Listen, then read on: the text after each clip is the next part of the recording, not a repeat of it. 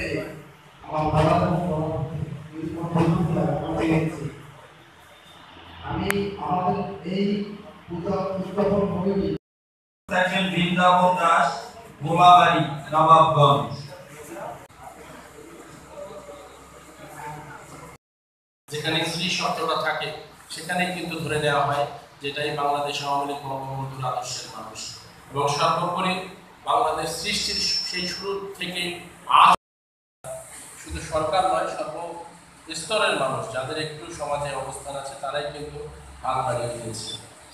এই লক্ষ্যে আমাদের মনে কিন্তু কিছুটা কষ্ট আছে। আপনারা জানেন যে আপনাদের পূজা উদযাপন কমিটি সমস্ত বাংলাদেশের লিডার আছে, নবাবগঞ্জে যেমন আমাদের লিডার আছে কেন্দ্রীয়ভাবে, তো এইরকম আপনাদের লিডার আছে এবং তারাও কিন্তু বলেছেন যে এবারে দুর্গোৎসবে অন্ততপক্ষে আপনারা কিছু পয়সা খরচ কম করে যদি সম্ভব হয় এই রোহিঙ্গাদের পাশে দাঁড়াতে হবে। আপনারা অবাক হয়ে যাবেন, শুধু মুসলমানকেই তারা দাঁড়ায় না।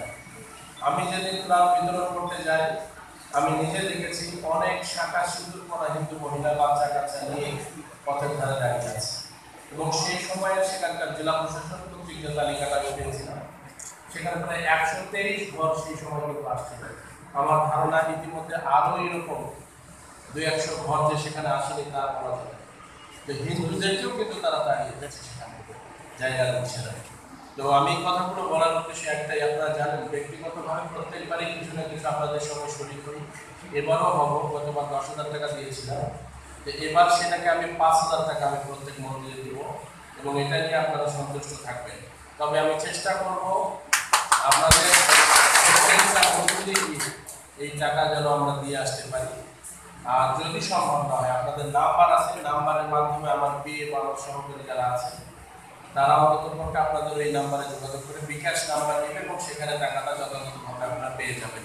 আপনারা শুধু এইটুকু মনে রাখেন, মন্দিরের যারা পূজা অর্চনা কমিটির যারা আছে গ্রামে গিয়ে এইটুকু বলে মাননীয় সংসদ অনেক আক্ষেপ করতে পারে যে গতবার 10,000 দিল, এবার 5,000 টাকা কেন দিচ্ছে। সিচুয়েশনটা হলো এই, যেখানকার যদি 5 লক্ষ টাকাও যদি সেভ হয়, কারণ জানেন যে কোনো 200 পূজার টাকা দিতে অনেক টাকা লাগে, তো সেখান থেকে 5 লক্ষ টাকাও যদি দুরস্ত রোহিঙ্গাদের পেছনে আমরা দিতে পারি, আমার মনে হয় মানবিক কারণে এটা আমাদের একটা দৃষ্টান্ত হয়ে থাকে। আমি 2জন মানুষ পেয়েছি এখানে, ইতিমধ্যেই একজনের বক্তৃতা শুনলাম। আমাদের নির্বাহী অফিসার এবং এসিডেন্ট দুজনেই নবাগত। এসিডেন্টের বক্তব্য শুনে সত্যিকার অর্থে বুক ভরে গেছে আমার। আমি কি করতে পারবো এটা আসলে আমার মুখের কথাবার্তা আচরণে অনেকটা কিন্তু প্রমাণ হয়। আজকে যে কথাবার্তার মাধ্যমে উনি যেটা প্রকাশ করেছেন এটা আসলে বিরল বাংলাদেশের মাটিতে।